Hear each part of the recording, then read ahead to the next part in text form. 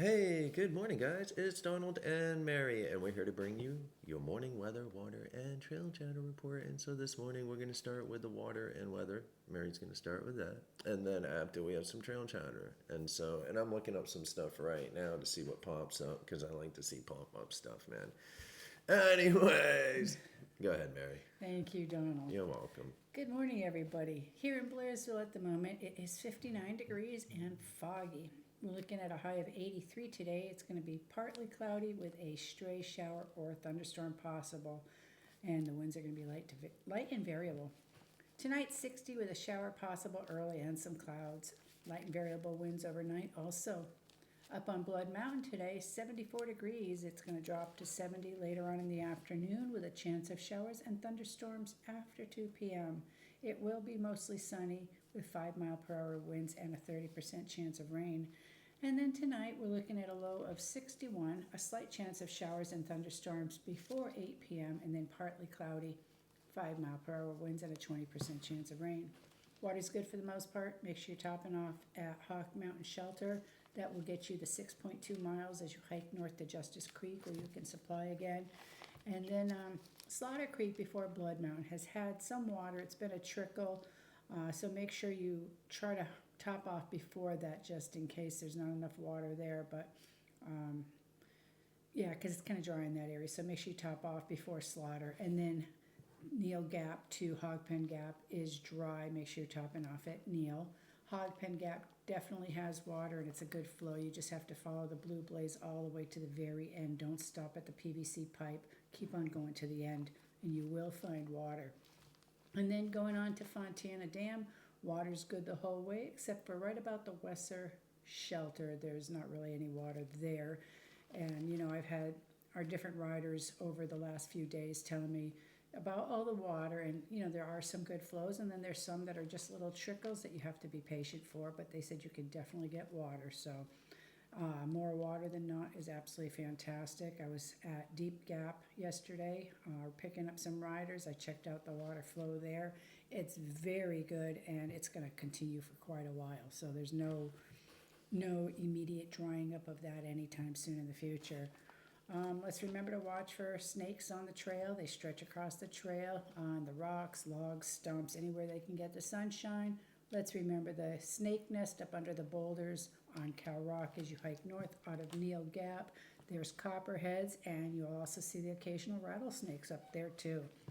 All right, in the Great Smoky Mountain National Park, bear closures, Twin Creeks Trail and campsites 18, 57, and 82. All of the shelters are open. Excuse me. The riders I picked up yesterday at Deep Gap, they also said they noticed some leaves starting to change along the trails. They were seeing some oranges and yellows starting to happen, so they said it was pretty nice. Definitely there's a lot more color to come, but I've been seeing it in the last couple of days driving around the higher elevations, especially. I'm starting to see some orange and red and golds. And then some of the top spots to see the leaves when they change are going to be at Black Rock Mountain State Park, Brasstown Bald, Amicalola Falls, and Tallulah Gorge. And that's just to name a few, but those are some of the very popular places for people out here seeing the leaves and throughout the year for hiking also. All right, Donald, I'm going to turn this over to you now. Sweet, thank you, man. You're welcome. All right, good morning, guys. It is 5:33 a.m. on 9/20/2025. And so this morning, let's start with a rescue. And so in Everett, Washington, a woman was hiking a steep trail near Lillian Lake with her dog when she was injured and sent an SOS message to rescuers in Catias County. On Thursday afternoon, deputies with the Catias County Sheriff's Office say they responded to the Garmin satellite SOS message. Sweet. All right, so after assessing the terrain, they decided to call in their air support to avoid hours of delay trying to traverse the area. The woman, a 63-year-old Everett resident, reported she broke her ankle while hiking her dog east of Snoqualmie Pass at Lillian Lake. They hoisted out the hiker and her dog and transported both to a landing zone in Snoqualmie Pass, where her husband met her for transportation to the hospital. This quick, safe response was partly due to the hikers' proper equipment and calm action under pressure, along with KCSO lending their resources to the effort. Definitely. That's how it's supposed to go. It's smooth, man. They press the SOS button, dude. Boom. She didn't move. She didn't take off. She didn't try to, do surgery on her ankle out there. right. She, you know what I mean, dude? She did what she was supposed to do, man, and it went smoothly. And so, That's right. 2 thumbs up for both sides of the track there. No guessing there with that Garmin. Right, dude. No, man, You're those things are pinpointed, sweet. that's it. That's right, dude. That's right. They're set up to assist, man. All right, and I'm not putting down any other SOS beacon or like iPhone or whatever. Just the Garmin is the way to go, man. It's proven, man. You know what I mean? All right, and so elk breeding season has begun in the GSMNP. Lots of visitors are coming here to the park right now, everywhere here, man. Right. So we live in a tourist trap too, man. Not just, it's like the diamond is, the triangle is what I call it. So it's like Tennessee, North Carolina, and North Georgia. That's right. Just tourist country, man. It's really pretty. It's there's just a lot going on here for tourists, man. It's an attraction, man. Anyways, let's talk about the annual elk breeding season known as the Rut. It is underway in the Great Smoky Mountains National Park. Okay, so this can be exciting to witness, guys, but also can be dangerous as elk are especially unpredictable at this time, man. Don't get in the way of the testosterone. That's right. All right, and so park visitors should exercise extra caution and respect all wildlife and regulations when they visit the park to ensure safety for the visitors and wildlife. Follow these guidelines, guys. Okay, so 1, keep your distance with fully approaching elk within 50 yards or any distance can cause them to change their behavior and is illegal in the park. So violating this may result in fines and or arrest. So number 2, respect area closures and staff guidance, and let's adhere to directions given by the park rangers and volunteers regarding your viewing distance. Fields around the Okanalufti and Cataloochee are closed to all visitors during the sensitive time. All right, so 3, let's stay alert and slow down. Elk frequently cross roadways, especially in areas like the Okanalufti and the Cataloochee Balsam Mountain and along the Blue Ridge Parkway. Obey speed limits and remain vigilant.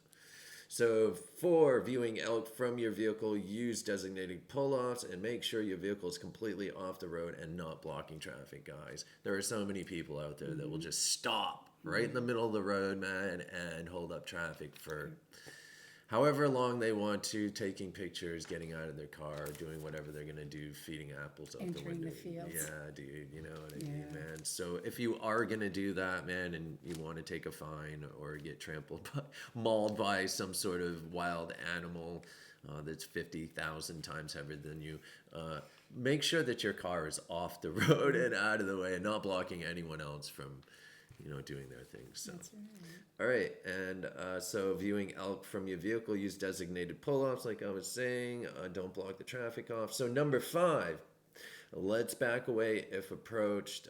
If an elk, figures every time, man. Anyways, as people know, or if people don't know, we're just gonna tell you again, man. We do this on our phones, man, because it's easiest to do to get it transferred onto the internet to our social media sites.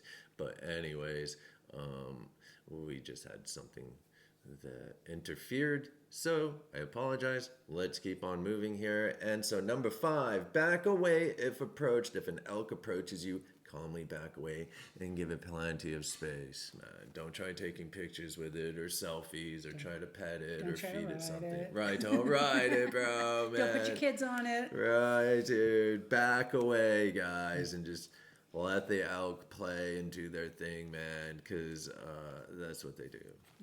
All right, and so visitors are encouraged to enjoy the beauty of the elk and the natural habitat while also prioritizing safety and conservation. Yes.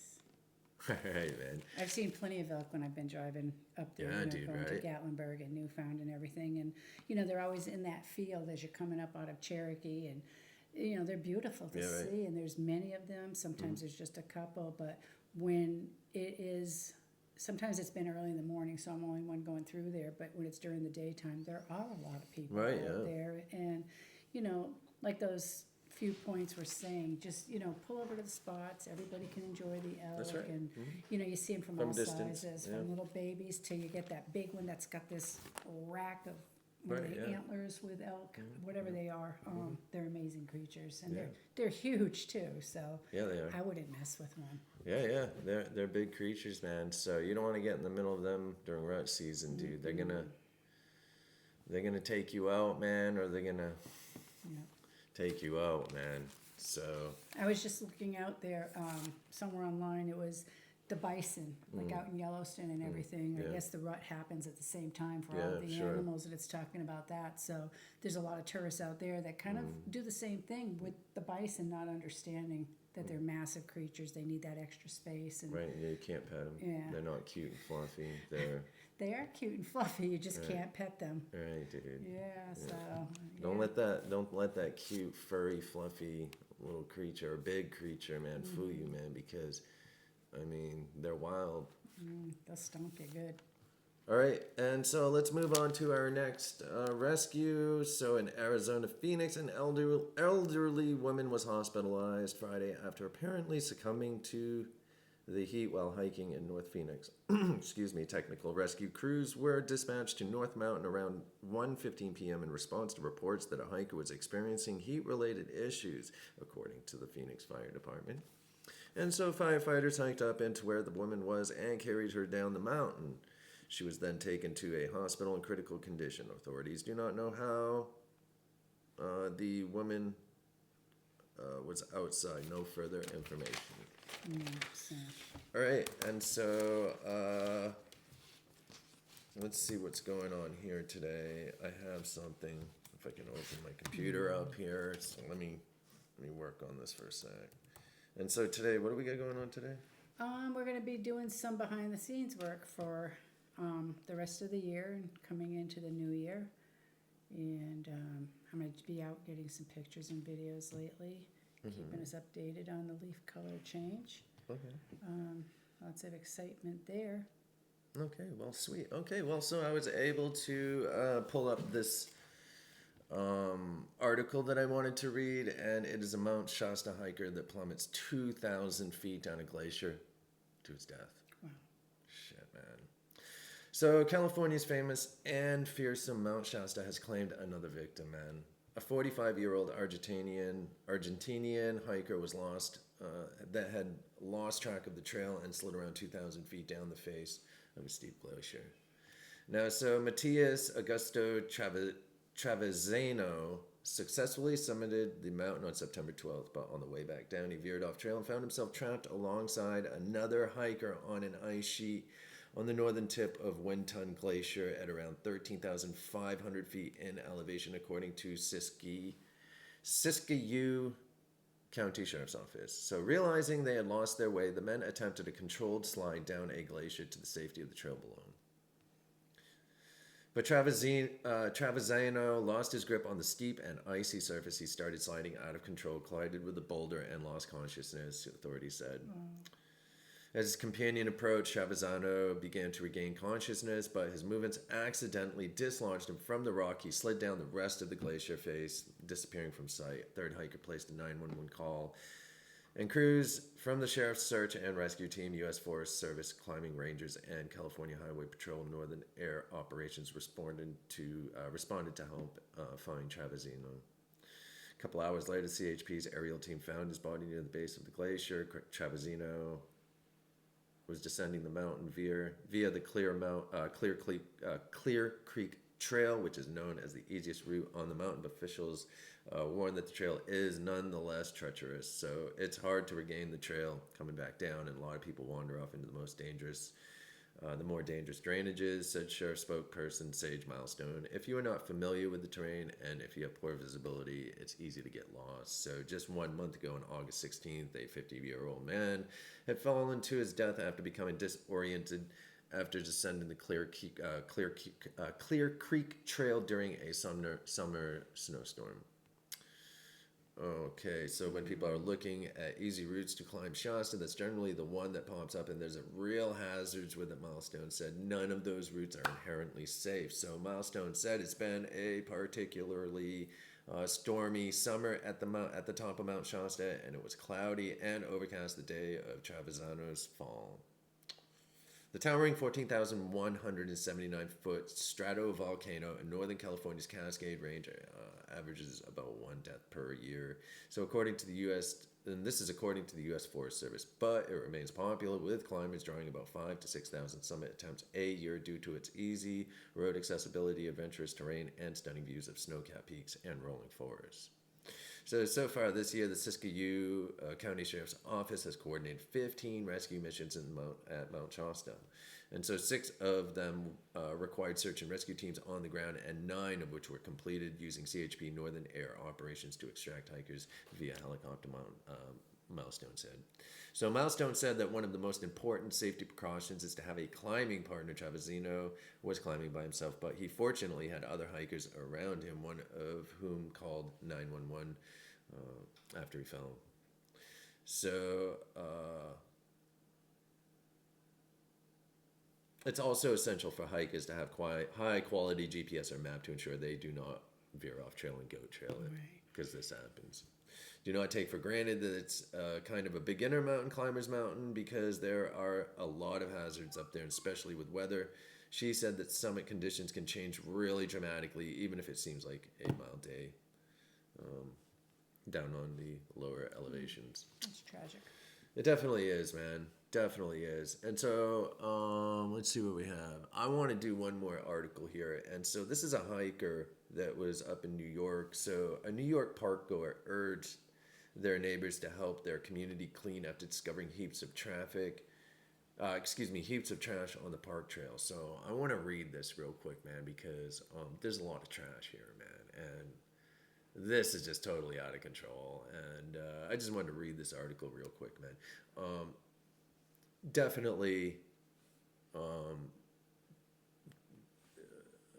disappointing, sad to see people losing their life on mountains or just anywhere. So Certainly. definitely I wish their family the best, the Travisino. All right, and so let's talk about this here, man. A New York parkour urged their neighbors to help the community clean after discovering heaps of trash on park trails, man. I mean, look at this trash pile. My. I mean, this is just like bags of trash everywhere, dude. And so the park goer shared a series of photos on Reddit. The online community describes Harriman Park as the second largest park in New York, 30 miles north of New York City. The photos show piles of trash in various areas near Pine Meadow Lake. The mess prompted the Redditor to bring several garbage bags from their home to remove the litter from the trails. Wow. And this is just... oh, my goodness.